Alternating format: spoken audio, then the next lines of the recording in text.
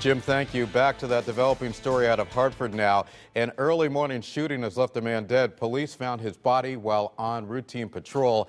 At this hour, relatives are gathering at the corner of Grand and Lawrence Streets, not very far away from the state capitol. That's where the victim's body was discovered this morning. News 8's Ken Pierce is there live this midday with the latest on that story. Ken. And Keith, there is a growing memorial across the street, pictures, candles, that sort of thing. The victim had plenty of relatives in this neighborhood. Although there's no official word from police, they tell me that his name was Angel Feliciano, 25 years old. They say he lived in this neighborhood and he died right there on that corner. Just a few hours after police found the body, friends and relatives brought candles to the corner of Grand and Lawrence Streets. They remember Angel Feliciano as a fun-loving 25-year-old. That's him on the right, mugging for the camera. He was just very loving, very helpful.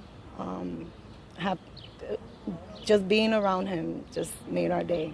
Around 1:30 this morning, Hartford police officers on patrol found Feliciano laying half in the street. They stopped thinking he needed medical help, but he was beyond help. Police say he was shot more than once. An ambulance crew pronounced him dead at the scene. Relatives say Angel was struggling to find work because of his criminal record. Always give him advice. You know, he would listen. And he said he was trying his best to turn himself around, turn his life around. He wanted to work. He wanted to do better in the system. Police say there were no 911 calls, no reports of anyone hearing gunshots. Detectives spent the morning knocking on doors, asking neighbors what they heard and saw.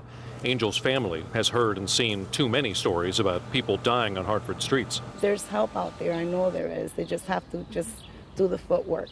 Just do the footwork. You know, do the footwork, change your lives around. It's not worth either killing or being killed. It's not worth it. At one point, there were as many as 50 people gathered around the makeshift memorial that's still growing here at the corner. They were being led in prayer by a local pastor. Now, Mayor Segarra of Hartford stopped by a few minutes ago, talked with the family. He says he is working with a group called Peace Builders to make sure that violence, especially in this neighborhood, doesn't escalate further because of this shooting. We're live in Hartford this noon. I'm Ken Pierce. Keep back to you.